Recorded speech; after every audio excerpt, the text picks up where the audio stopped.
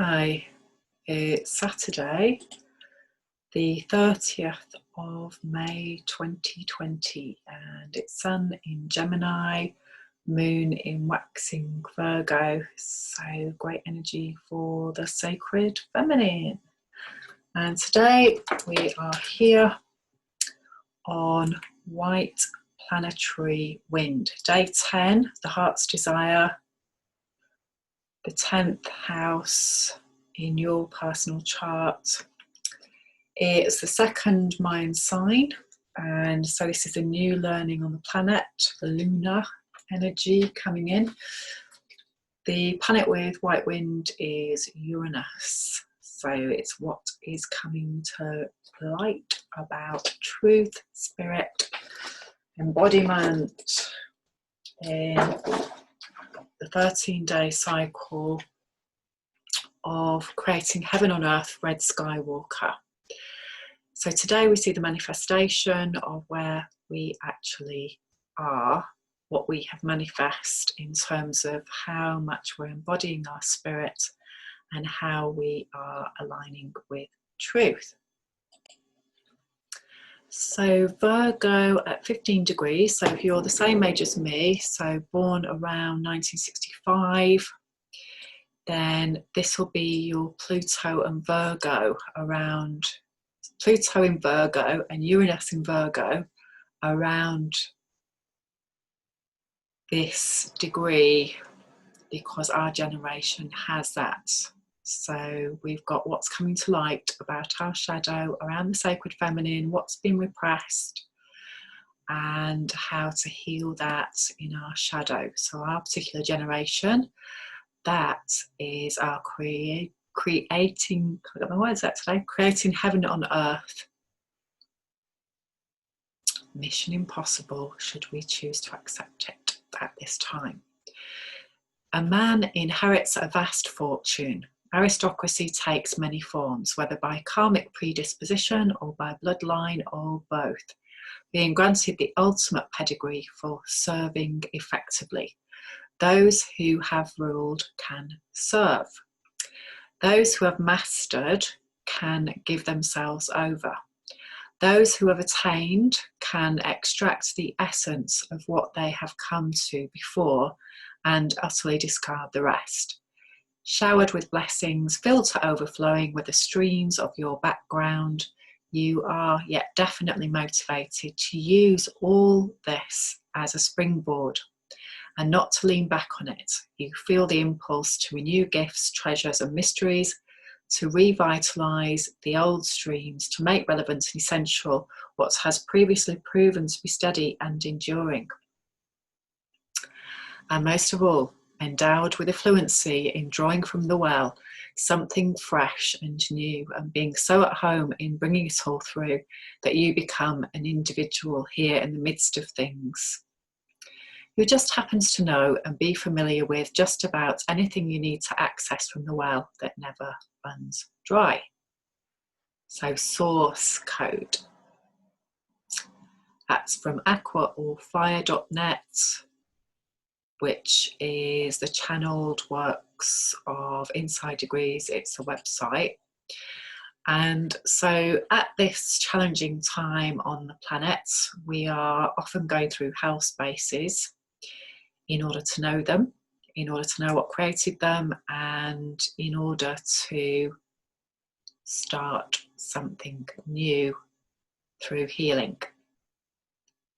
And the more that we heal, the more that we clear our human grail carrier of our spirit, the more that we can allow ourselves to navigate these different paths, new pathways. So today, just see what you've manifest around being able to speak your truth, who you're with, who you can't speak your truth to, why not. Lots of that framework going on at the moment. What can I say? What can't I say? Where can I say it? Who can I say it with? Who's my tribe? Who gets me? Who understands me? Who represents my old story from childhood where no matter what I say, I'm told that I don't have the truth, that I am not coming from a place of wisdom or knowingness. And sometimes that is because the person who you're speaking that to is not ready to hear it. It's not where they are. They're running a different pattern, they're running a different code. They haven't healed, they haven't cleared.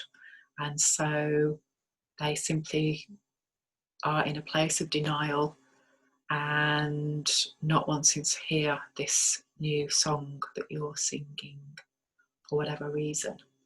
And so it's going through this process over and over. So today we have the sleeping goddess of Malta, gateway dreams. Guide my dreams that I may remember them and hear their message. Open these gateways to the goddess that I may be aware of your eternal presence. So we're here to embody the goddess, men and women, to come into our sacred feminine now and heal this repression and allow ourselves to be our true essence. So I'm not in lip sync either, so don't know what that's about. So complex stability, and so number 12, and how that's showing up today is because we have now started a new 28-day cycle of red crystal moon. So now we're seeing where we are as to messenger of the god and goddess energy, as to what's been going on for the last 11 moons. So back to the 26th of July, seeing what was initiated then in the first 28 days of that period. And now we've gone through all these different moons in each month, and so that now we're seeing what needs to clear for us. What are our next steps around our own personal healing journey? Being the beacon of light, awakening to authenticity, and going to the next level in the Buddha process on our own personal Quetzalcoatl journey. And here's a great card for that. So alchemy, art, and that is card number 14. Although we look at which number is 14 in the Mayan signs, it's the white goddess, the white moon goddess, Ixchel. And in terms of the Thoth cards, which again, these very complex cards, all about magic, all about alchemy. Love the synchronicities. I've been looking at different sites today and just seeing this card pop up around what this is, these ancient symbols of alchemy. So again, I use a great resource by Eli tarotstrikingly.com, and this card is the path from the moon to the sun, or from the personality to the higher self, is his interpretation of it. And so the astrological sign is Sagittarius. So the next 260-day spiral that we're going into in the winter time is in Sagittarius. So this again is really key. And so the emotion around this is anger. And again, with a lot of people, they're believing that alchemy is on the outside. But the art of alchemy is about creating living things on the inside. So again, this is what I offer you. This is what I share, the process of doing inner alchemy for healing. And in the old tarot framework, this card is temperance. So it's completion of the lovers. So again, it's going into maturity. And the lovers card is Gemini. So it's the opposite. So again, very much this energy that we're in at the moment, so much Gemini energy, going over old ground around what we value, what we love, so much information out there. How do we come into knowingness? And often we come into knowingness because we've been around the block a few times. That's one way. So we become an expert on our cycles, on our patterns, and we recognize when that's coming round again. Sometimes we can be in a place of amazing wisdom as a very young person who has not experienced a lot. So again, it's paradoxical. So coming in fresh from spirit, untouched by human mindsets, and so knowing truth, because I offer you that as we come in as children, we know what is right and how to behave at a very young age, and we unlearn that often, or we decide, we make choices around trying to survive. So often we're hiding ourselves, we're not able to speak our truth. And that's so important right now, is to understand what that does to us as a human being when we don't have the ability, or don't feel that we have the ability to be safe enough to do that. So if you want to know the whole spread, which is very, very complex about this card, check out his website. And at the same time, you don't need to know all this stuff to do this alchemical process. This is what I offer you. You just start with working around what is seeking healing for you, what's coming up in terms of fear. How are you living your story now, where it's not feeling very much like heaven on earth?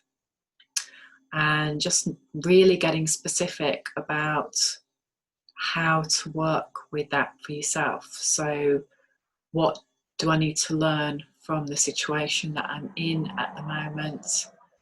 And what can I do differently? What's working really well around me being in balance? And who is around me in my circle? How can I expand that? What do I need to do now to let go of old ways that are no longer serving me, so I can become crystal clear about why I'm here, what my ancestral patterning is, and how to heal it so that I don't experience it anymore.